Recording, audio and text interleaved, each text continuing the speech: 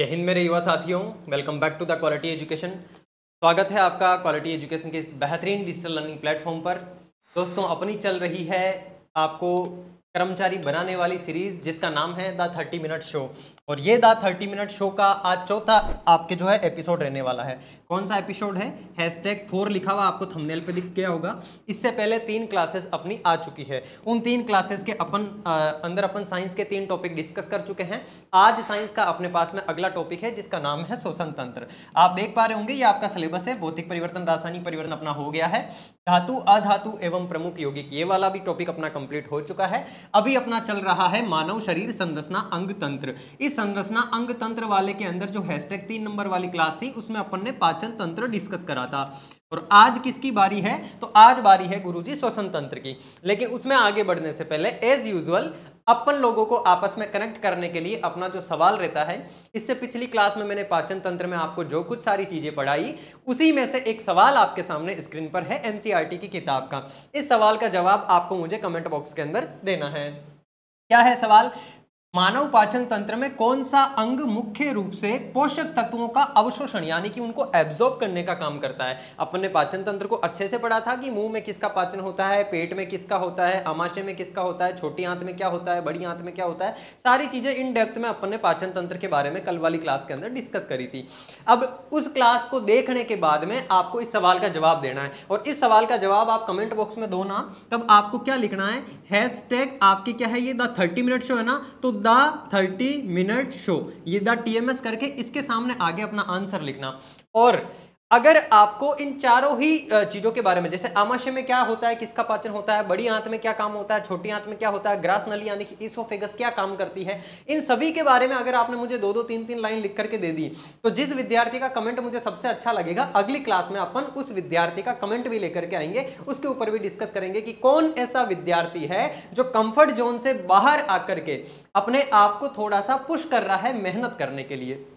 क्योंकि साथियों, कमेंट करने के लिए एक तो आपको नॉलेज होना चाहिए, ये सवाल मैंने पूछा इसका राइट आंसर आपको पता होना चाहिए। दूसरा, उसको सही तरीके से शब्दों में पिरोने की कला आपके अंदर होनी चाहिए कि यार इस सवाल का जवाब मुझे किस प्रकार से देना है। तो ये दोनों चीजें आपके अंदर होगी तो आप आकर के कमेंट बॉक्स में कमेंट करोगे और ऐसे विद्यार्थियों का कमेंट अपन नेक्स्ट क्लास के अंदर यहाँ पर डिस्कस भी करने वाले हैं। तो कमेंट का इस सवाल का जवाब सबको देना ही देना है, बट जो विद्यार्थी एक्स्ट्रा फैक्ट भी ऐड करके बताना चाहे बता सकता है, मोस्ट वेलकम है आपका। वो चीज आपके नॉलेज को और ज्यादा गेन करेगी, आपको कंफर्ट जोन से बाहर निकालने का काम करेगी। तो आज का जो अपना ये द 30 मिनट शो है साथियों, इसमें मानव शरीर का अपना अगला टॉपिक है और टॉपिक का नाम क्या है? श्वसन तंत्र यानी कि रेस्पिरेटरी सिस्टम।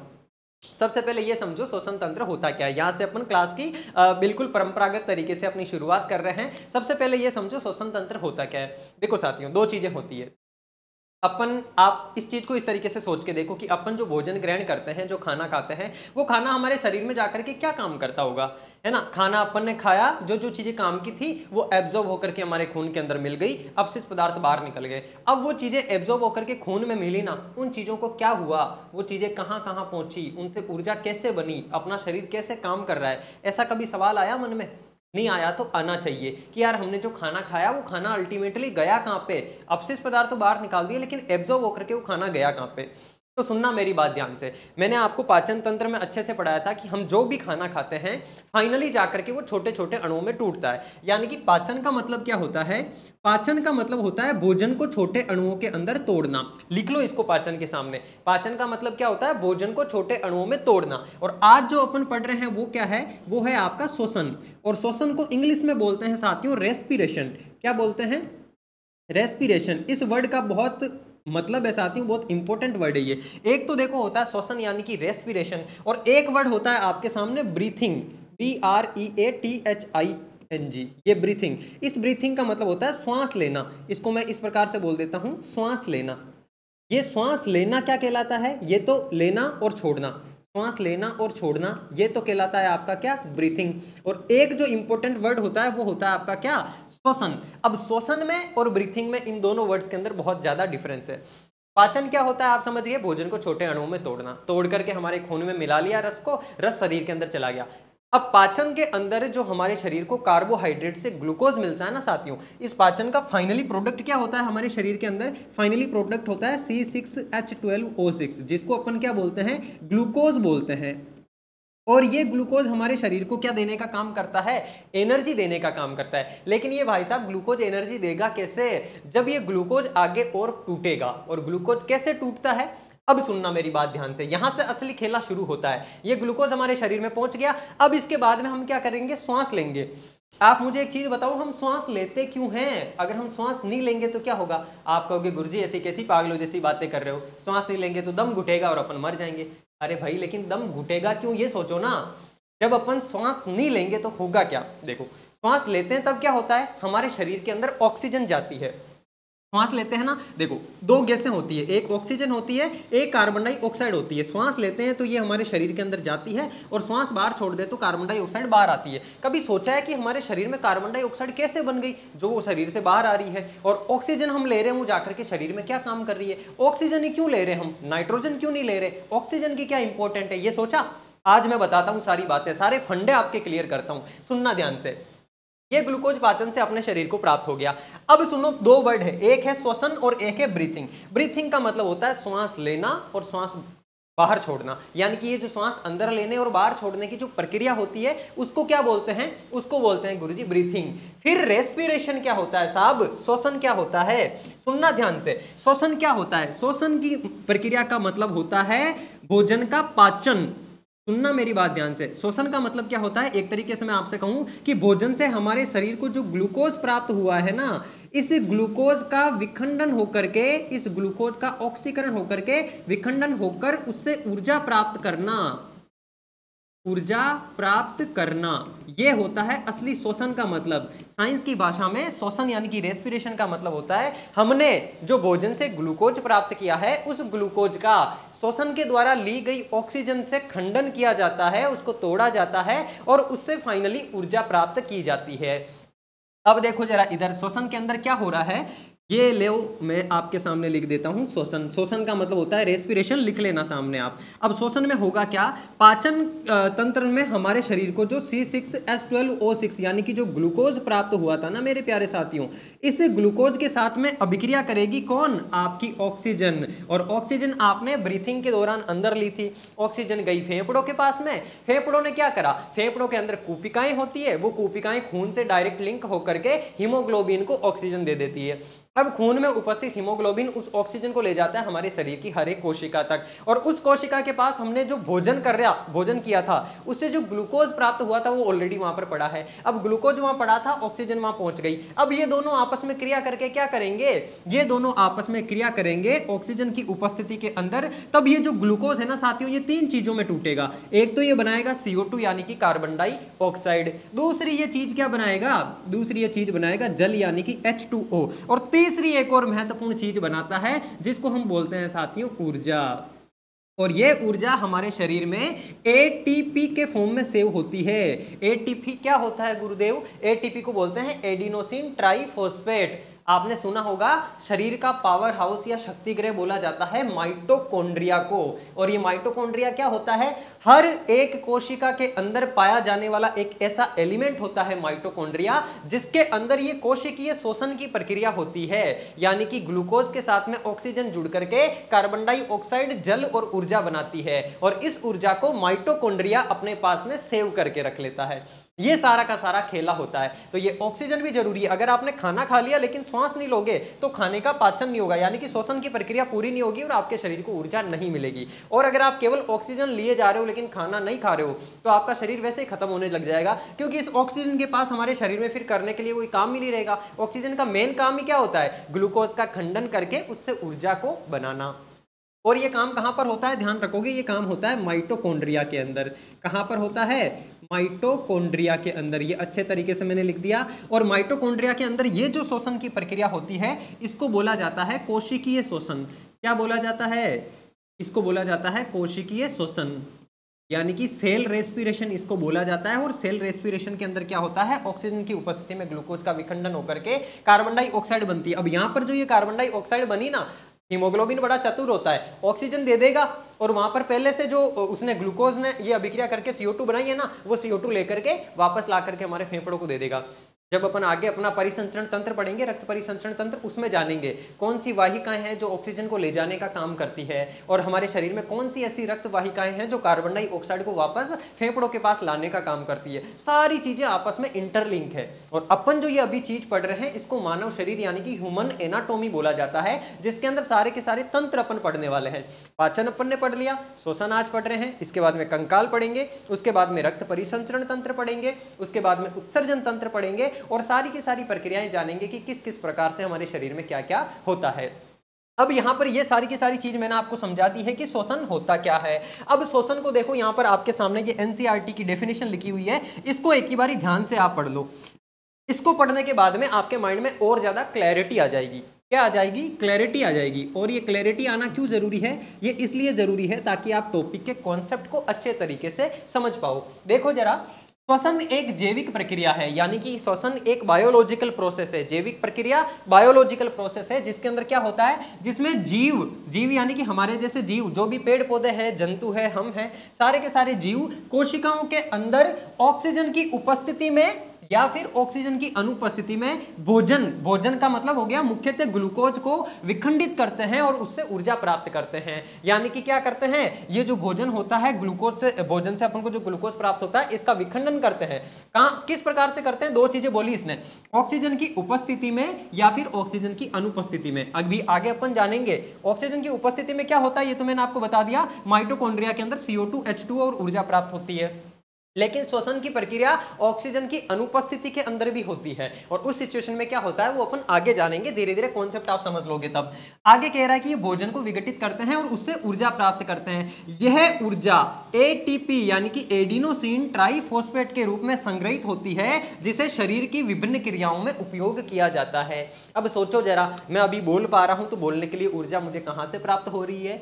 मैंने जो भोजन किया था उस भोजन से ग्लूकोज प्राप्त हुआ मेरी बॉडी को, और मैं जो श्वसन ले रहा हूं, श्वसन के अंदर ऑक्सीजन मेरे शरीर में जा रही है, वो ऑक्सीजन ग्लूकोज का खंडन करके उससे CO2 बना रही है, उससे H2O बना रही है और साथ में ऊर्जा बना रही है। वो ऊर्जा तो मेरे शरीर की बायोलॉजिकल क्रियाओं को करने में काम आ रही है। मैं चल फिर रहा हूं, मैं और देख पा रहा हूं, मैं बोल पा रहा हूं, मैं सोच पा रहा हूं, मैं हाथों को हिला पा रहा हूं, जो भी जैविक क्रियाएं होती है, सारी क्रियाओं के लिए ऊर्जा की जरूरत होती है। और वो ऊर्जा कहां से प्राप्त होती है? श्वसन से, जब ग्लूकोज का खंडन करके CO2 H2 और ऊर्जा बनाई जाती है वहां से, और जो CO2 बनती है उसको वापस से बाहर छोड़ दिया जाता है फेफड़ों के द्वारा। तो ये आपकी एनसीईआरटी की डेफिनेशन थी श्वसन की। ध्यान रखना, एग्जामिनर आपको श्वसन और ब्रीथिंग दोनों के अंदर कंफ्यूज कर सकता है। ब्रीथिंग अलग चीज होती है। ब्रीथिंग का मतलब तो श्वास को अंदर लेना और श्वास को बाहर छोड़ना, ये जो ऊपरी तौर पर प्रक्रिया हो रही है ना, इसको बोलते हैं अपन ब्रीथिंग। जबकि श्वसन शरीर के आंतरिक अंगों में जाकर के हो रहा है, वो कोशिकाओं के अंदर जाकर के हो रहा है। तो इस बात को ध्यान रखोगे। अब आगे आओ, अपन को सवाल एग्जामिनर कैसे पूछता है? यहां से एक तो ब्रीथिंग और श्वसन का सवाल पूछ लेगा। दूसरी बात, एग्जामिनर अपन को यह पूछता है कि कौन कौन से अंग है जो श्वसन तंत्र के अंदर काम आते हैं। जैसे अपन ने पाचन तंत्र में पढ़ा था, पाचन तंत्र में पहला अंग मुख गुहा होता है। मुख गुहा में जीभ होती है, दांत होते हैं, लार ग्रंथियां होती है, सबका अपना अपना काम होता है। हर एक चीज का काम अपन ने पढ़ा था। उसी प्रकार से अपन को श्वसन तंत्र में काम आने वाले हर एक अंग के बारे में जानना है, पहला काम। दूसरा काम, इस श्वसन की प्रक्रिया में जो आगे हो रहा है ना, कि ये ऑक्सीजन की उपस्थिति में श्वसन हो रहा है या ऑक्सीजन की अनुपस्थिति में श्वसन हो रहा है या ऑक्सीजन के अभाव में श्वसन हो रहा है, और वो श्वसन हमारे शरीर में कहां कहां पर किस किस प्रकार से होता है, उससे क्या क्या बनता है, ये दो चीजें मेनली अपन को जाननी होती है। तो सबसे पहले अपन डिस्कस कर लेते हैं कि श्वसन तंत्र के अंदर काम आने वाले अंग हमारे शरीर में कौन कौन से हैं। आ जाओ जरा, देखो आपके सामने एक सवाल लगा हुआ है और इस सवाल को ध्यान से पढ़ना। इस सवाल को ध्यान से पढ़ने के बाद में आपके कॉन्सेप्ट और भी ज्यादा स्ट्रॉन्ग हो जाएंगे। हालांकि चतुर्थ श्रेणी कर्मचारी के अंदर इस प्रकार के डिफिकल्ट सवाल नहीं पूछे जाते हैं, लेकिन बाकी राजस्थान की जो भर्तियां होती है, जैसे आपके पटवार है, वीडियो है, या फिर फर्स्ट ग्रेड सेकंड ग्रेड है, रीट है, उनके अंदर ऐसे डिफिकल्ट सवाल आपसे पूछे जाएंगे। तो अगर आप केवल चतुर्थ श्रेणी की कर रहे हो तो भी सवाल को ध्यान से देखो, कॉन्सेप्ट आपका स्ट्रॉन्ग होगा, वन लाइनर सवालों का जवाब आप आसानी से दे पाओगे। देखो क्या कह रहा है सवाल, निम्न में से श्वसन क्रिया के अंग कौन कौन से हैं, यानी कि जो श्वसन की क्रिया होती है उसके अंदर कौन कौन से अंग काम में आते हैं, बताओ जरा। तो श्वसन क्रिया के अंग कौन कौन से हैं बताना है। पहले कह रहा है नासा मार्ग, नासा मार्ग श्वसन का अंग है क्या। फिर दूसरा कह रहा है ग्रसनी, तीसरा कह रहा है श्वास नली, चौथा कह रहा है श्वसनी और पांचवा कह रहा है श्वसनिका। ये पांचों के पांचों श्वसन तंत्र के भाग है या इनमें से कोई ऐसा है जो श्वसन तंत्र का भाग नहीं है। अब इस सवाल का जवाब देने के लिए आपको पता तो होना चाहिए ना कि कौन कौन से अंग होते हैं जो श्वसन तंत्र में काम आते हैं। आ जाओ मैं बताता हूँ। ये आपके सामने एक फोटो लगी हुई है, इस फोटो को ध्यान से देखोगे, ये आपकी एनसीईआरटी की किताब की है। जो आप 10th तक साइंस पढ़ते हो ना, 10th तक तो साइंस हर कोई पढ़ता है। चतुश्रेणी कर्मचारी 10वीं पास की भर्ती है और 10वीं की विज्ञान आप पढ़ करके आए हो। वो अलग बात है कि विज्ञान को आपने किस तरीके से पढ़ा है स्कूल के अंदर। कोई बात नहीं, डरो मत, अगर ढंग से नहीं पढ़ा है तो आपके एनआर सर है, हर एक चीज आपको क्लियर कर देंगे।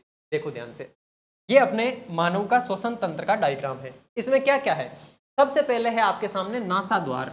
इस नासा द्वार को नासा मार्ग भी बोला जाता है। क्या बोला जाता है? नासा मार्ग भी बोला जाता है।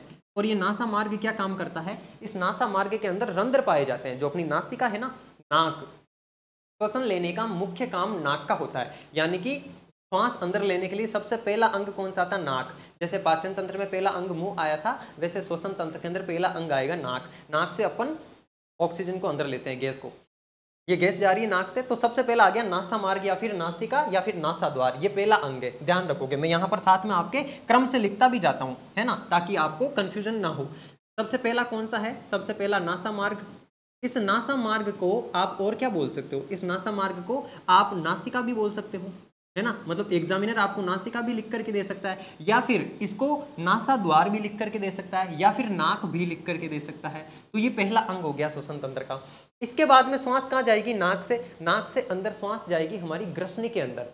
अब यहाँ पर ध्यान से सुनना, यहाँ पर एक थोड़ा सा लॉजिक है। किसके अंदर जाएगी श्वास? यहाँ से आगे जाएगी ग्रसनी के अंदर। ये आपको दिख रहा होगा, ये तो मुख गुहा है लिखा हुआ, ये नासा मार्ग, यहाँ से श्वास आगे आई, ये ग्रसनी लिखा हुआ दिख रहा है। तो ये यहाँ से लेकर के यहाँ तक का जो एरिया है ना, ये ग्रसनी कहलाती है। यानी कि हमारे नाक जहां से खत्म हो रहा है, यहां से लेकर के यहां तक, ये जो स्वर यंत्र दिख रहा है, यहां तक का जो इतना सा भाग है, इसको ग्रसनी बोला जाता है। इंग्लिश में इसको फिरेंक्स बोलते हैं, PHYRANX। इंग्लिश में फिरेंक्स बोलते हैं, हिंदी में इसको ग्रसनी बोलते हैं। ग्रसनी का क्या काम होता है? ये ग्रसनी इतनी सी होती है, ये ग्रसनी आगे जाकर के दो पार्ट्स के अंदर डिवाइड हो जाती है। सुनना बात ध्यान से, यहां पर मैंने पाचन तंत्र के अंदर भी ये वाली चीज आपको बताई थी। देखो इस प्रकार से, जैसे ये यहाँ से नासा मार्ग है ना, अब यहाँ से आपकी शुरू हो रही है ग्रसनी, ठीक है। इसको मैं अलग कलर से बना रहा हूँ। ये ग्रसनी यहाँ से लेकर के थोड़ी सी चलेगी और ये ग्रसनी यहाँ से आगे जाकर के दो भागों में डिवाइड हो जाएगी। एक भाग तो ग्रसनी का चला जाएगा अपने फेफड़ों के पास में, और दूसरा भाग सीधा नीचे चला जाएगा। तो ये जो नीचे दूसरा सीधा भाग जा रहा है ना, इसको तो बोला जाता है ग्रास नली। इसको तो क्या बोला जाता है? ग्रास नली। और इस ग्रास नली को इंग्लिश में बोलते हैं इसोफेगस। क्या बोलते हैं? इसोफेगस। ये इसोफेगस तो आगे जाकर के आमाशय से जुड़ती है, ये ध्यान रखोगे। और ये जो इस तरफ आ गई ना, ये वाली चीज क्या है? ये ग्रसनी है। और इस ग्रसनी को अपन क्या बोलते हैं? ग्रसनी को अपन इंग्लिश में फिरेंक्स बोलते हैं। क्या बोलते हैं? फिरेंक्स। ध्यान रखोगे। अब इस ग्रसनी के बाद में ये दूसरी जो इधर आ गई ना, इसको बोला जाता है मेरे प्यारे साथियों श्वास नली। क्या बोला जाता है? श्वास नली। और इस श्वास नली को इंग्लिश में क्या बोलते हैं? इसको ट्रेकिया बोलते हैं। तो ये श्वास नली होती है जो कि ग्रसनी के बाद में आगे डिवाइड होती है। अब यहाँ पर एक इंपॉर्टेंट चीज है जहां से एग्जामिनर आपसे सवाल पूछता ही पूछता है, ध्यान से सुनना। यहाँ पर ग्रसनी को यानी कि श्वास नली को और ग्रास नली को अलग करता कौन है? यहाँ पर साथियों ये वाली जो जगह है ना, यहाँ पर पाया जाता है एक जिसको बोला जाता है एपिग्लोटिस। क्या बोला जाता है? एपिग्लोटिस। एपिग्लोटिस इसको इंग्लिश में बोला जाता है और हिंदी में बोला जाता है इसको कंठ छद। क्या बोला जाता है? कंठ छद। यानी कि जिसको आप मारवाड़ी भाषा में कागलिया कहते हो ना, ये कागला क्या काम करता है? जब अपन खाना खाते हैं ना, भोजन कर रहे हैं अपन, तो भोजन आगे जाकर के इस श्वास नली के अंदर ना चला जाए, क्योंकि हमारे फेफड़े हैं, फेफड़ों में केवल और केवल गैस जानी चाहिए, ऑक्सीजन जानी चाहिए। अगर फेफड़ों के अंदर भोजन चला गया तो हमें खांसी आने लग जाती है। इसलिए कहते हैं खाना खाते वक्त बोलना नहीं चाहिए, क्योंकि खाना खाते वक्त अपन बोलते हैं ना, तो अपना ये जो कागलिया है ना, जिसको एपिग्लोटिस या फिर कंठ छद बोलते हैं, ये श्वास नली से थोड़ा सा आगे पीछे होता है, खाना श्वास नली में चला जाता है और उसकी वजह से हमें खांसी आती है। इसलिए खाना खाते टाइम बोलना नहीं चाहिए, ताकि खाना केवल और केवल सीधा किसके अंदर जाए? ग्रास नली के अंदर जाए, इधर श्वास नली के अंदर ना आए। और यहाँ पर जो एपिग्लोटिस होता है वो इस श्वास नली को बंद कर लेता है जिस टाइम में अपन खाना खाते हैं। एक चीज क्लियर हुई? ग्रसनी श्वसन तंत्र का भी भाग है और ग्रसनी पाचन तंत्र का भी भाग है, क्योंकि ग्रसनी कॉमन मार्ग है श्वास नली के लिए और ग्रास नली के लिए। तो ग्रसनी को आप क्या बोलोगे? ये श्वसन तंत्र का भी भाग है और पाचन तंत्र का भी भाग है। ग्रसनी आगे जाकर के ग्रास नली में बदलती है, वो तो पाचन तंत्र को जाती है, और इधर जो श्वास नली में बदलती है वो श्वसन तंत्र को जाती है। ये श्वास नली आगे जाकर के किससे जुड़ती है? ये आगे जाकर के फेफड़ों से जुड़ती है। और यहां पर जो मैं आपको बता रहा हूं ये वाली चीज, ये देखो, ये श्वास नली आपको दिख रही होगी। इस वाले डायग्राम के अंदर इन्होंने क्या करा है, इन्होंने ग्रास नली नहीं दिखाई है। क्यों? क्योंकि ये श्वसन तंत्र का डायग्राम है। यहां पर आपको दिख रहा होगा कंठ। ये जो कंठ है ना साथियों, यहां पर अब ध्यान से सुनना, एपिग्लोटिस या फिर कंठ छद या फिर कागलिया, ये अलग चीज होती है। और जिसको अपन लिरेंक्स बोलते हैं ना, जिसको अपन स्वर यंत्र या फिर कंठ कहते हैं, वो अलग चीज होती है। कंठ जो आपको मेरे यहाँ पे ये दिख रहा है ना, ये वाला, इसको बोला जाता है कंठ, है ना। इसको बोला जाता है स्वर यंत्र या फिर लिरेंक्स। ये क्या काम करता है? ये ध्वनि उत्पन्न करने का काम करता है, ये आवाज उत्पन्न करने का काम करता है। तो इसका काम केवल और केवल आवाज उत्पन्न करने का है। जबकि एपिग्लोटिस का क्या काम होता है? श्वास नली को बंद कर देना, ताकि खाना सीधा का सीधा ग्रास नली के अंदर जा सके। तो ये कंठ है, इसको तो बोला जाता है लिरेंक्स, लिरेंक्स बोला जाता है। और इसी को आगे अपन क्या बोल सकते हैं? स्वर यंत्र बोल सकते हैं। इसका साथियों श्वसन तंत्र के अंदर कोई काम नहीं होता है, श्वसन तंत्र में कोई भाग ही नहीं है इसका। अपन ने ग्रसनी के बारे में पढ़ा, ग्रसनी यहां से आगे एक तो चला गया उधर पाचन तंत्र के पास, और दूसरी आ गई है इस प्रकार से, जो उपास्थीय वलय होती है ना, ये श्वास नली होती है। तो अपने यहां से ग्रसनी के बाद में फेफड़ों के अंदर जाने वाली जो श्वास नली होती है ना, उसके अंदर उपास्थीय वलय होती है। आपसे यह भी पूछा जा सकता है श्वसन तंत्र के कौन से अंग में उपास्थीय वलय पाई जाती है? तो ये उपास्थीय वलय अपनी श्वास नली में पाई जाती है। अब ये श्वास नली आ गई यहां तक, तो यहां पर मैं आपके सामने लिख देता हूं, देखो जरा। पहला तो हो गया नासा मार्ग, दूसरा कौन हो गई? दूसरी आप कहोगे गुर्जी हो गई ग्रसनी। और इस ग्रसनी को अपन ने अंग्रेजी में क्या बोल दिया? इसको अंग्रेजी में अपन ने बोल दिया फिरेंक्स, ठीक है।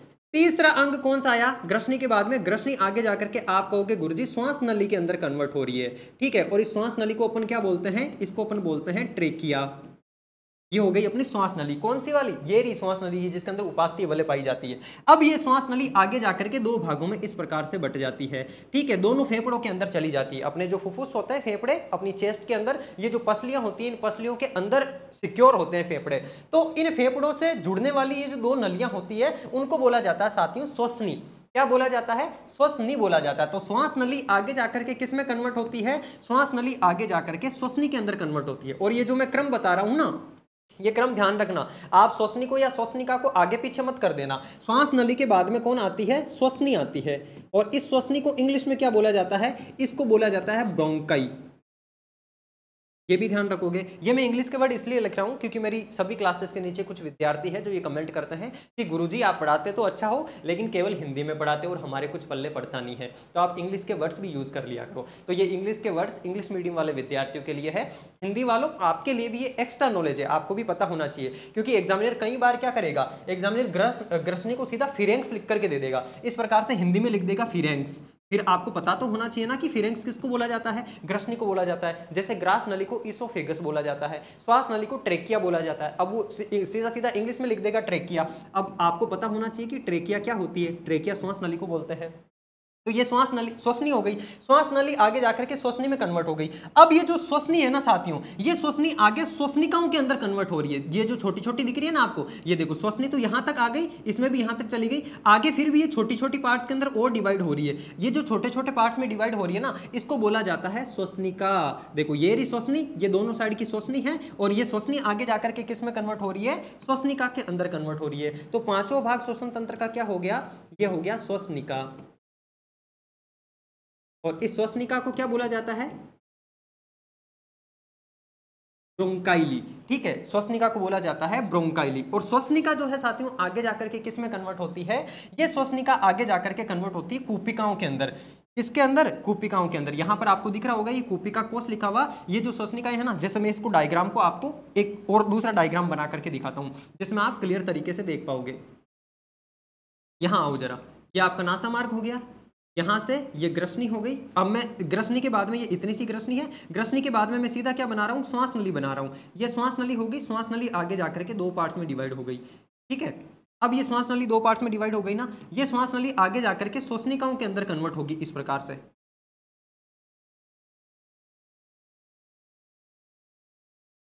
ये दोनों फेफड़ों के अंदर इस प्रकार का काम होता है ना, ये श्वसनिकाएं होती है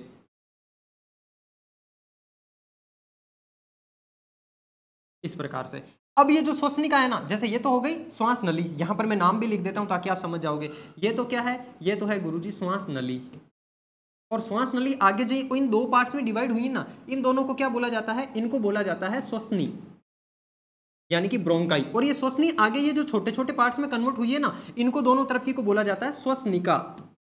और ये श्वसनिका आगे जाकर के साथियों कूपिकाओं के अंदर कन्वर्ट होती है। यहां पर मैं कूपिका बना देता हूं। इस प्रकार से कूपिकाएं पाई जाती है हर श्वसनी के एंड में। और ये कूपिकाएं क्या करती है, ये कूपिकाओं के अंदर बहुत ही पतला कोश होता है। ये कूपिकाएं एक्चुअली ऑक्सीजन जो होती है ना, उस ऑक्सीजन को हीमोग्लोबिन को दे देती है और हीमोग्लोबिन से कार्बन डाइऑक्साइड ले लेती है। अब यहाँ पर आपके ये फेफड़े होते हैं इस प्रकार से, है ना, ये इस प्रकार के आपके फेफड़े होते हैं ये दोनों तरफ, और फेफड़े के नीचे होता है डायफ्राम। तो आप समझ गए कूपिका होती है, इसको क्या बोलते हैं, इसको बोलते हैं कूपिका। और ये चीजें मैं आपको अच्छे से इसलिए बता रहा हूं साथियों क्योंकि यहां से एग्जामिनर आपसे सवाल पूछता है। तो आप क्या समझे, आप समझे कि श्वसनिका आगे जाकर के किस में कन्वर्ट हो गई, कूपिका के अंदर कन्वर्ट हो गई। और कूपिका को इंग्लिश में क्या बोला जाता है, एल्वियोली। ये भी ध्यान रखोगे, कूपिका को इंग्लिश में आगे एल्वियोली बोला जाता है। अच्छा, कूपिका के अलावा और कौन कौन काम में आता है श्वसन तंत्र में, तो आप देख पा रहे होंगे फुफ्फुस यानी कि फेफड़े। फेफड़े जो होते हैं, फेफड़ों के अंदर ये सारा कार्यक्रम होता है ना। इस डायग्राम में आप देख पा रहे होंगे जो ये आगे श्वसनी है ना साथियों, श्वास नली है ना, ये श्वास नली आगे जाकर के फेफड़ों के अंदर ही खुलती है। तो ये श्वसनिका फेफड़ों के अंदर एंटर करने के बाद होती है। तो फेफड़े भी अपने किसका भाग होंगे, फेफड़े भी अपने श्वसन तंत्र का भाग होंगे। फेफड़ों को क्या बोला जाता है, इंग्लिश में लंग्स बोला जाता है। और 8वां भाग होता है इसका साथियों डायफ्राम। डायफ्राम क्या होता है, तो आप देखोगे ये जो नीचे लिखा हुआ दिख रहा है ना आपको डायफ्राम, ये एक तरीके की मसल की वो झिल्ली होती है। जैसे आप सांस अंदर लोगे ना, चेस्ट आपकी फूल रही है ना, तो वो डायफ्राम नीचे जा रहा है। यहाँ पर जो डायफ्राम होता है श्वसन तंत्र के अंदर, वो भी श्वसन तंत्र का ही भाग होता है। वो जब नीचे जाता है तो फेफड़ों को फूलने के लिए जगह मिल जाती है, तो उसके अंदर श्वास भर जाता है। यहाँ से भी एग्जामिनर सवाल पूछता है कि जब श्वास अंदर लेते हैं तो किसमें संकुचन होता है, संकुचन होता है डायफ्राम के अंदर, क्योंकि डायफ्राम नीचे खिसक जाता है। ठीक है साथियों, अब देखो, अब अपन आगे बढ़ते हैं। आगे बढ़ करके अपन क्या करेंगे, इस वाले सवाल को सोल्व करेंगे। ये रहा सवाल आपके सामने, इस सवाल को सोल्व कर लो, फटाफट आ जाओ। देखो, नासा मार्ग श्वसन तंत्र का भाग होता है, क्या होता है, ग्रसनी होता है, क्या होता है, श्वास नली यानी कि ट्रेकिया होता है, श्वसनी होता है बिल्कुल ब्रोंकाई, और श्वसनिका ये भी होता है, यानी कि ये वाला तो सारा का सारा हो गया। अगला कह रहा है डायफ्राम श्वसन तंत्र का भाग है क्या, बिल्कुल है। नासा गुहा है क्या, बिल्कुल है, नासा मार्ग को नासा गुहा बोला जाता है। श्वसनिया है क्या, बिल्कुल है। ग्रसनी है क्या, बिल्कुल है। तो ये दूसरा वाला भी श्वसन तंत्र का भाग हो गया। तीसरा कह रहा है ग्रसनी, ये भी होती है। ग्रास नली, ग्रास नली नहीं होती है साहब, ग्रास नली श्वसन तंत्र का भाग नहीं होती है। फिर किसका भाग होती है, ये पाचन तंत्र का भाग होती है। तो यहाँ गड़बड़ हो गई, श्वसनिका होती है और आगे वर्काणु कह रहा, वर्काणु भी नहीं होता, वर्काणु उत्सर्जन तंत्र का भाग होता है, तो ये तीसरा नहीं होगा। श्वास नली होती है क्या, होती है। फेफड़े श्वसन तंत्र का भाग बिल्कुल है। एल्वियोली मतलब कूपिका, कूपिका भाग होती है। और आगे बोल रहा है ब्रोंकियोल्स, ये ब्रोंकियोल्स को क्या बोला जाता है, ये जो श्वसनिकाएं होती है उन्हीं को ब्रोंकियोल्स बोला जाता है। ये भी श्वसन तंत्र का भाग होती है। इसका मतलब ये चौथा वाला भी श्वसन तंत्र का भाग होगा। तो फिर 1, 2 और 3 ये श्वसन तंत्र के भाग है। ये कह रहा संगत कथन, संगत कथन कौन है, 1, 2 और 4, ये रहा 1, 2 और 4, ये 1, 2 और 4 श्वसन तंत्र का भाग है। बाकी इनमें से कोई भी श्वसन तंत्र का भाग नहीं है। अब आगे आ जाओ जरा, अब अपन आगे बढ़ते हैं और आगे बढ़कर के अपन देखेंगे अपना अगला सवाल। ये अगला सवाल क्या कह रहा है, श्वसन तंत्र में हवा सबसे पहले किस संरचना में प्रवेश करती है, बताओ जरा। ये ऑप्शन आपके सामने है, श्वसन तंत्र में हवा सबसे पहले किस में प्रवेश करेगी। ये कह रहा है ग्रसनी, ग्रसनी में करेगी क्या, नहीं, ग्रसनी तो नासा मार्ग के बाद आती है, यानी कि नासिका के अंदर सबसे पहले प्रवेश करेगी। कंठ में करती है क्या, नहीं साहब। श्वास नली, श्वास नली तो ग्रसनी के भी नीचे आती है, तो इसका राइट आंसर हो जाएगा ऑप्शन बी। और ये आए हुए सवाल है, RSSB के द्वारा पूछे हुए सवाल, तो इन सवालों को ध्यान से देख लो, ऐसे ही सवाल आपसे एग्जाम में पूछे जाते हैं। हवा को फेफड़ों तक पहुंचाने वाली नली को क्या कहते हैं, अभी अपन ने पढ़ा था। फेफड़ों तक पहुंचाने वाली नली क्या होती है, ये श्वास नली है। श्वास नली आगे जाकर के श्वसनिका में कन्वर्ट होती है।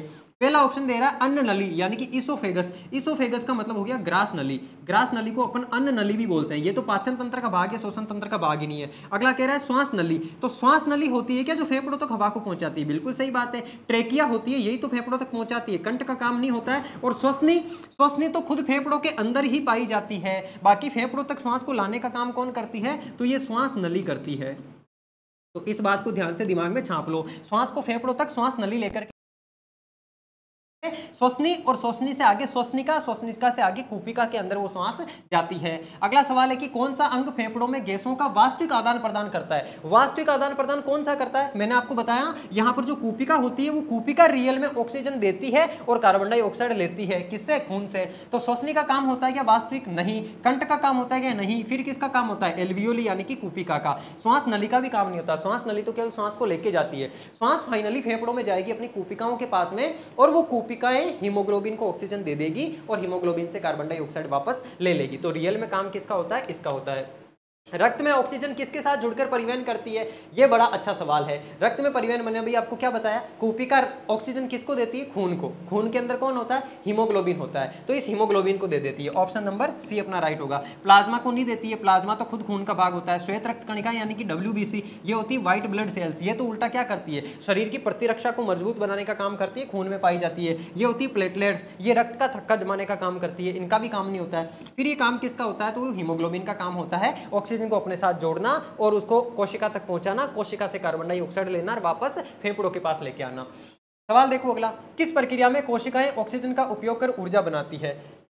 कौन सी प्रक्रिया है ऐसी जिसमें कोशिकाएं ऑक्सीजन का उपयोग करके फाइनली ऊर्जा बनाती है? अपन ने देखा ना, जो ग्लूकोज होता है C6H12, इसको क्या करती है? ऑक्सीजन का उपयोग करके फाइनली ऊर्जा बनती है। इस प्रक्रिया को क्या कहते हैं? इस प्रक्रिया को कहते हैं अपन श्वसन।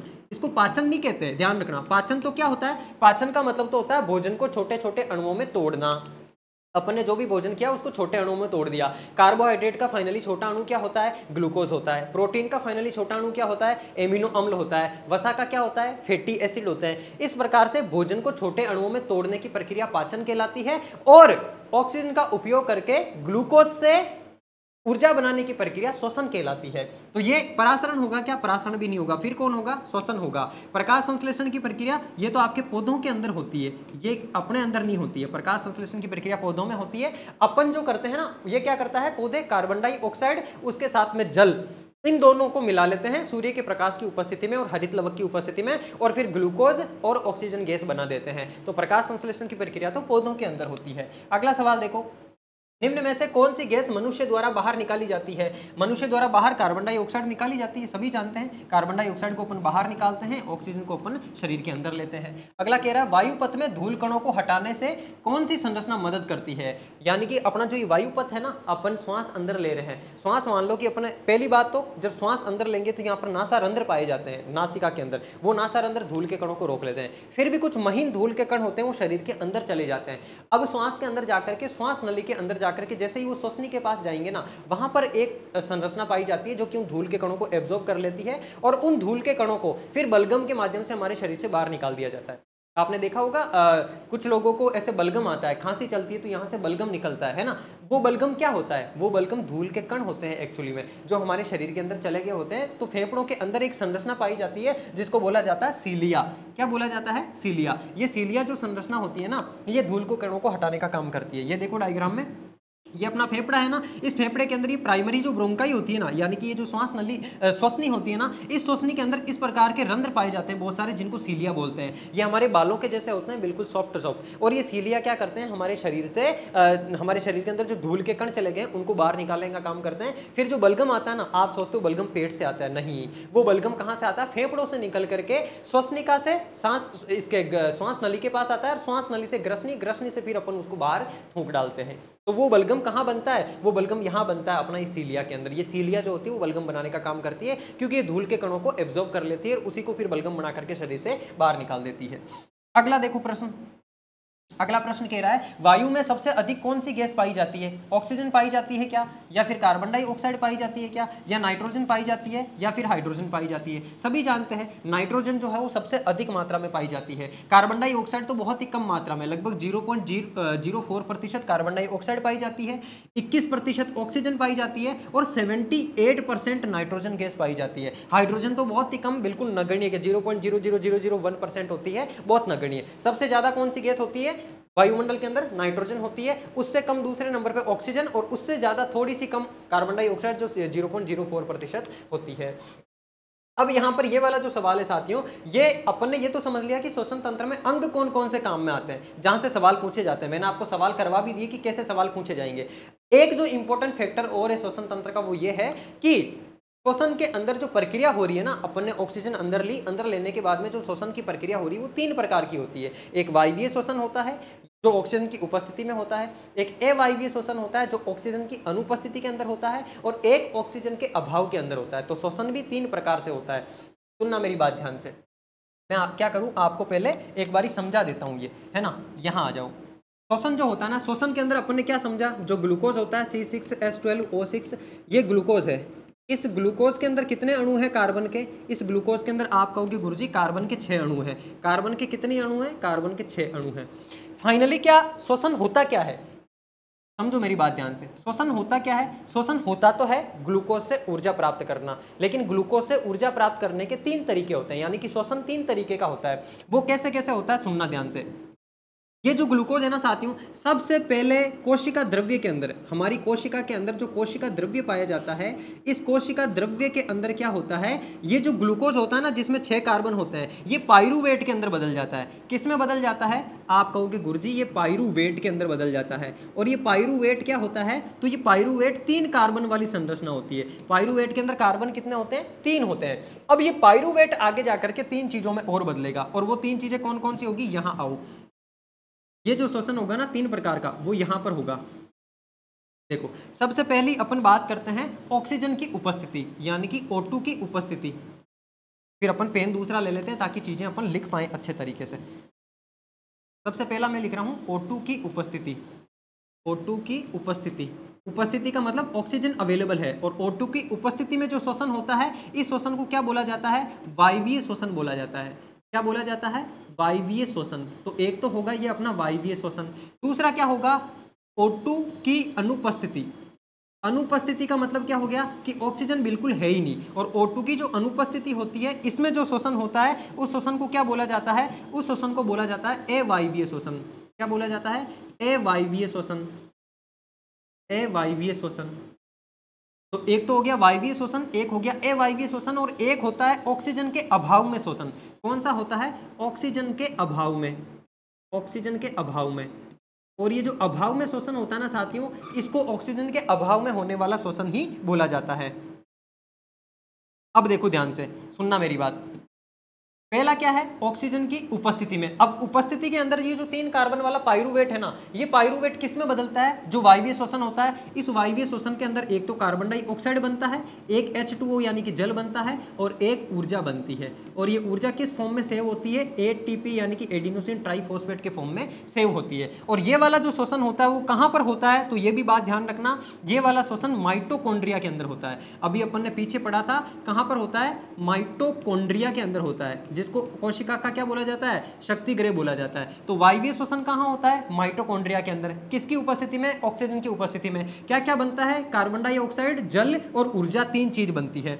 इसके आगे अपन बात करें तो इसके आगे होता है अवायवीय श्वसन। अवायवीय श्वसन ऑक्सीजन की अनुपस्थिति में होता है, और ऑक्सीजन की अनुपस्थिति में क्या चीज बनती है? तो ऑक्सीजन की अनुपस्थिति में एक तो इथेनॉल बनता है, यानी कि एल्कोहल। जो ये पाइरूवेट होता है ना 3 कार्बन वाला, ये इथेनॉल यानी कि एल्कोहल में कन्वर्ट होता है, साथ में इसमें जल बनता है, और साथ में इसमें क्या बनती है? ऊर्जा बनती है। तो ये 3 चीजें बनती है इसके अंदर। अच्छा, अगला कौन सा है? ऑक्सीजन के अभाव में श्वसन। तो जो ऑक्सीजन के अभाव में हो रहा है ना, ये अभाव में श्वसन कहां पर होगा? अनुपस्थिति में कहां पर होगा? तो ये लिख लो पहले तो। अनुपस्थिति में होने वाला जो श्वसन होता है ना, यहाँ पे ये कलर आपको दिख नहीं रहा होगा, ये वाला है ना। अनुपस्थिति में जो श्वसन होता है, ये होता है यीस्ट के अंदर। कहां पर होता है? यीस्ट में। और ये वाला श्वसन कहाँ हो रहा है? वायवीय श्वसन माइटोकॉन्ड्रिया में। और जो ऑक्सीजन के अभाव में श्वसन होता है ना, वो कहाँ पर होता है? वो होता है हमारी पेशी कोशिकाओं के अंदर। मुझे पता है ये वाला कलर थोड़ा सा आपको कम दिख रहा होगा, लेकिन मैं बोल रहा हूँ तो मेरे साथ साथ आप लिख लो। हमारे शरीर की जो पेशी कोशिकाएं होती है उसमें ऑक्सीजन के अभाव में श्वसन होता है, और जो ऑक्सीजन के अभाव में श्वसन होता है ना, इसमें क्या बनता है? इसमें एक तो बनता है लैक्टिक अम्ल। क्या बनेगा? लैक्टिक अम्ल। साथ में बनेगा CO2, और साथ में बनेगी ऊर्जा। तो ये वाली बात भी ध्यान रखोगे आप, ऑक्सीजन के अभाव में जो श्वसन होता है उसमें ये चीजें बनती है। अब इसको आप अच्छे तरीके से देख लो।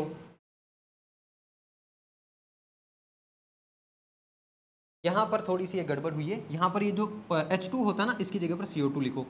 यहाँ पर क्या बनता है? इथेनॉल के साथ में CO2 बनता है। यहाँ पर CO2 बन गया, यहाँ पर लैक्टिक अम्ल, CO2 और ऊर्जा बन गई। तो ये 3 चीजें बन गई। अब देखो इस सवाल के ऊपर आओ। इस सवाल को अपन अच्छे से डिस्कस करते हैं। क्या कह रहा है? श्वसन तंत्र में अवायवीय श्वसन के बारे में विचार करो। अवायवीय श्वसन यानी कि कौन सा श्वसन हो गया? ये रहा अवायवीय श्वसन। कहां पर होता है? यीस्ट के अंदर होता है। पहला कह रहा है कि अवायवीय श्वसन में पहले 6 कार्बन वाले अणु का 3 कार्बन वाले पाइरूवेट में विखंडन होता है। सही बात है क्या? देखो 6 कार्बन वाला ग्लूकोज है, ये 3 कार्बन वाले पाइरूवेट में बदलता है। तीनों ही प्रक्रियाओं के अंदर ये तो होता ही होता है, यानी कि पहली बात तो सही हो गई। दूसरा कह रहा है दूसरे चरण में पाइरूवेट इथेनॉल और CO2 का निर्माण करता है। दूसरे चरण में क्या हो रहा है? ये पाइरूवेट इथेनॉल और CO2 के अंदर बदल रहा है। सही बात है क्या? क्या? बिल्कुल सही बात है, इसके अंदर बदलता है। तीसरा कह रहा है ये प्रक्रिया किण्वन के समय यीस्ट के अंदर होती है। यीस्ट के अंदर होती है क्या? बिल्कुल यीस्ट के अंदर होती है, सही बात है। तो इस प्रकार का सवाल आपसे एग्जामिनर पूछ सकता है। तीनों ही बातें सत्य है। ये कह रहा है असत्य बताओ, असत्य तो इसमें कोई है ही नहीं, सभी सत्य है, तो ऑप्शन नंबर डी अपना इसका राइट आंसर हो जाएगा। अब अगला सवाल देखो, अगला सवाल कह रहा है अवायवीय श्वसन कहां पर होता है। देखो जरा ये डायग्राम जो मैंने बताया, अवायवीय श्वसन कहां हो रहा है, ये रहा अवायवीय श्वसन कहां होता है, यीस्ट के अंदर होता है। तो आप चूज कर लोगे राइट आंसर अपना। अवायवीय श्वसन कहां होगा, यीस्ट के अंदर होगा। माइटोकॉन्ड्रिया में तो कौन सा श्वसन होगा, माइटोकॉन्ड्रिया में तो वायवीय श्वसन होगा। और पेशी कोशिकाओं में कौन सा श्वसन होगा, ऑक्सीजन के अभाव में, यानी कि ऑक्सीजन होगी तो सही लेकिन ऑक्सीजन कम मात्रा के अंदर होगी। आपने देखा होगा जब अपन रनिंग वगैरह करते हैं, दौड़ वगैरह करते हैं या फिर डंबल वगैरह उठाते हैं तो अपनी मसल के अंदर पेन होने लगता है। वो पेन क्यों होता है पता है? वो पेन होता है क्रैम्प की वजह से। और क्रैम्प क्यों आते हैं? क्रैम्प आते हैं लैक्टिक अम्ल के निर्माण की वजह से। जब अपन दौड़ करते हैं ना तो हमारे शरीर की पेशी कोशिकाओं को जितनी ऑक्सीजन की मात्रा चाहिए होती है ऊर्जा बनाने के लिए उतनी ऑक्सीजन नहीं पहुंच पाती है, तो ऑक्सीजन के अभाव के अंदर वहां पर ऊर्जा बनने लग जाती है। और जब ऑक्सीजन के अभाव में ऊर्जा बनती है ना, ये देखो ऑक्सीजन के अभाव जो होता है उसमें जब ऊर्जा बनती है ना तब साथ में लैक्टिक अम्ल भी बनता है। और ये लैक्टिक अम्ल हमारे शरीर में क्रैम्प क्रिएट कर देता है, यानी कि ऐंठन क्रिएट कर देता है, जिस वजह से हमारी पेशियों के अंदर, मांसपेशियों के अंदर दर्द होने लग जाता है। यही रीजन है कि जब अपन कोई हार्ड काम करते हैं, जैसे डंबल वगैरह उठाते हैं या फिर रनिंग करते हैं, तो हमारे शरीर की मांसपेशियों के अंदर दर्द होने लगता है। वो दर्द किस वजह से होता है, आगे से ध्यान रखोगे, लैक्टिक अम्ल की वजह से वो दर्द होता है। लैक्टिक अम्ल क्यों बनता है? क्योंकि वहां पर अवायवीय श्वसन हो रहा है। अवायवीय श्वसन क्यों होता है? क्योंकि वहां पर जितनी ऊर्जा चाहिए वो काम करने के लिए, दौड़ने के लिए मांसपेशी को, उतनी ऊर्जा प्राप्त बनाने के लिए ऑक्सीजन उपस्थित होती नहीं है। क्योंकि ऑक्सीजन की तो लिमिट है हमारे शरीर में, पहले जाएगी फेफड़ों में, फेफड़ों से शरीर की कोशिका तक पहुंचेगी, इसका पूरा प्रोसेस है, उसमें टाइम लगता है। तो फिर ऊर्जा तो वहां चाहिए ही चाहिए। तो ऊर्जा बनाने के लिए वो ऑक्सीजन के अभाव में, यानी कि थोड़ी सी ऑक्सीजन से भी ऊर्जा बना लेते हैं। और यहाँ पर ये थोड़ी सी ऑक्सीजन से जब ऊर्जा बनाते हैं तो लैक्टिक अम्ल साथ में और बन जाता है, और वो लैक्टिक अम्ल हमारी मांसपेशियों के अंदर दर्द उत्पन्न कर देता है, क्रैम्प उत्पन्न कर देता है। तो ये ध्यान रखोगे। एक इसने दिया लाइसोसोम। लाइसोसोम जो होता है साथियों, इसको बोला जाता है आत्मघाती थैली। ये कोशिका की आत्मघाती थैली होती है। यानी कि लाइसोसोम जब डाइजेशन का काम करता है, प्रोटीन कार्बोहाइड्रेट वसा का पाचन करने का काम करता है, उसके लिए एंजाइम रिलीज करता है हमारी कोशिका के अंदर, तब ये लाइसोसोम क्या करता है, इसके पास कार्बन डाइऑक्साइड वसा पचाने के लिए नहीं होता ना, तो अपने आप को ही पचाने लग जाता है, अपनी खुद की ही कोशिकाओं को, अपनी खुद की ही दीवार को पचाने लग जाता है, इसलिए इसको आत्मघाती थैली बोला जाता है। अगला सवाल है कि वायवीय श्वसन में ऊर्जा के साथ उत्पाद क्या बनता है। किसमें? वायवीय श्वसन में। अभी अपन ने क्या पढ़ा, वायवीय श्वसन में ऊर्जा के साथ क्या उत्पाद बनेगा। देखो यहां पर आओ, ये रहा वायवीय श्वसन। वायवीय श्वसन में ऊर्जा के साथ में CO2 और जल, दो चीजें बन रही है ना। इसने क्या सवाल में पूछा है कि वायवीय श्वसन में ऊर्जा के साथ में उत्पाद क्या बनता है। क्या बनता है? इथेनॉल बनता है क्या? नहीं साहब, इथेनॉल तो किस में बनता है, इथेनॉल तो अवायवीय श्वसन में बनता है। इसमें अवायवीय श्वसन में। और अवायवीय श्वसन किसके अंदर होता है, यीस्ट के अंदर होता है। अच्छा, लैक्टिक अम्ल, लैक्टिक अम्ल तो साहब ऑक्सीजन के अभाव के अंदर उत्पन्न होता है, ऑक्सीजन के अभाव में। और ये वाला कहाँ होता है, हमारी पेशी कोशिकाओं के अंदर। और कार्बन डाइऑक्साइड यानी कि CO2 किस में बनती है, CO2 से उत्पाद के तौर पर वायवीय श्वसन के अंदर बनती है। प्रोटीन तो बनता ही नहीं है श्वसन के अंदर। अगला कह रहा है ऑक्सीजन के अभाव में, यानी कि जब ऑक्सीजन कम होती है तो उसमें पाइरूवेट लैक्टिक अम्ल में बनता है, बदलता है, पाइरूवेट लैक्टिक अम्ल में बदलता है। यह श्वसन प्रक्रिया किस में होती है, यह श्वसन प्रक्रिया किस में होगी, हमारी पेशी कोशिकाओं के अंदर होगी। यीस्ट के अंदर तो अवायवीय श्वसन होता है, यीस्ट के अंदर कौन सा होता है, अवायवीय। और माइटोकॉन्ड्रिया में इसके अंदर वायवीय होता है। लेकिन ऑक्सीजन के अभाव में श्वसन कहाँ होता है, हमारी पेशी कोशिकाओं में होता है। एक लाइसोसोम दिया है, लाइसोसोम को प्रोटीन की फैक्ट्री बोला जाता है। क्या बोला जाता है, प्रोटीन की फैक्ट्री, क्योंकि हमारे शरीर के अंदर साथियों बहुत सारे प्रोटीन बनते हैं। हमारा शरीर खुद बहुत सारे एमिनो एसिड बनाता है, वो प्रोटीन बनाने का काम ये लाइसोसोम करता है। कोशिका के अंदर पाया जाता है लाइसोसोम, जो कि प्रोटीन बनाने का काम करता है। अब यहाँ पर सारी की सारी श्वसन की चीजें मैंने आपको अच्छे से समझा दी है। आधे घंटे से मुझे पता है थोड़ी सी क्लास लंबी हो गई है, मैंने स्पीड फास्ट रखी है, बहुत ज़्यादा फास्ट पढ़ाया है मैंने। उसके बावजूद भी मैंने कोशिश करी कि कोई भी चीज़ छूटे ना, सारी की सारी चीज़ें कवर हो जाए। तो आपको ये नहीं करना है कि क्लास को बीच में ही छोड़ करके आप चले जाओ, क्लास पूरी देखा करो, तभी पूरी क्लास का आपको फायदा मिलेगा। और इन सारी चीज़ों को किस प्रकार से आपको समझ में आई है ये चीज़ें, उसके लिए कमेंट बॉक्स में मुझे कमेंट करके बता सकते हो। बाकी स्टार्टिंग में जो सवाल पूछा उसका जवाब जरूर देना। और आपके मन में किसी प्रकार की कोई भावनाएं हैं क्वालिटी एजुकेशन के प्रति या आपके NR सर के प्रति, वो चीजें आप कमेंट बॉक्स में आके जरूर रख सकते हो, क्योंकि आपकी ये की हुई बातें साथियों मुझे मोटिवेट करती है। मेरे अंदर से एक वाइब आती है कि यार मैं जो काम कर रहा हूं या क्वालिटी एजुकेशन जो काम कर रहा है विद्यार्थियों के लिए, वो काम सच में फ्रूटफुल साबित हो रहा है, विद्यार्थियों के काम आ रहा है। तो आपके मन की भावनाएं आप कमेंट बॉक्स में आकर के जरूर बताया करो। और सबसे इंपॉर्टेंट बात कि अपन अभी जो भी चीज़ें पढ़ रहे हैं सारी की सारी चीज़ें पढ़ा आपको फ्री में मैं दूंगा अपने यूट्यूब चैनल पे, लेकिन आपको सिलेक्शन लेने के लिए क्या करना होगा, टेस्ट की प्रैक्टिस करनी होगी। मैं हर क्लास के अंदर आपको कहता हूं, अगर सिलेक्शन लेना है, आप पढ़ाई को लेकर के सीरियस हो, सच में अपने माँ बाप के सपनों को पूरा करना चाहते हो, अपने परिवार का अच्छे तरीके से पालन पोषण करना चाहते हो, एक फाइनेंशियल सिक्योरिटी चाहते हो, तो आपको क्या करना होगा, आपको पढ़ाई के साथ में टेस्ट की प्रैक्टिस भी करनी होगी ताकि आप सिलेक्शन ले पाओ। वरना केवल पढ़ने से सिलेक्शन नहीं होता साथियों। आज लाखों विद्यार्थी पढ़ाई कर रहे हैं, केवल अगर पढ़ाई से सिलेक्शन होता तो सारे के सारे बच्चे सिलेक्शन ले लिए होते। केवल पढ़ाई से सिलेक्शन नहीं होता है, जो कुछ पढ़ा है उसकी प्रैक्टिस करनी होती है कि यार मैंने जो पढ़ा है उससे एग्जाम में सवाल कैसे आते हैं, है ना, या फिर मैंने जो पढ़ा है उसमें से मुझे कितनी चीज़ें याद है, वो सारी चीज़ें जानने के लिए आपको टेस्ट की प्रैक्टिस करनी होगी। आपके लिए आपके एनआर सर की तरफ से एक ऑफर भी है, जब आप अपने क्वालिटी एजुकेशन की टेस्ट सीरीज को परचेस करोगे ना, तो इस टेस्ट सीरीज की प्राइस देखो 249 है। 249 रुपए के अंदर आपको क्वालिटी एजुकेशन के प्लेटफॉर्म पे प्ले स्टोर पे अपना ऐप है क्वालिटी एजुकेशन ऐप इंस्टॉल करके अपनी आईडी बनाओ। रेफर कोड उसमें आप कुछ भी मत डालो, भले रेफर कोड डाले बिना जब कूपन कोड मांगता है परचेस करते टाइम, वहां पर आप NR21 यूज कर लेना। आपके एनआर सर के इस कूपन कोड से आपको 21% की छूट मिल जाएगी।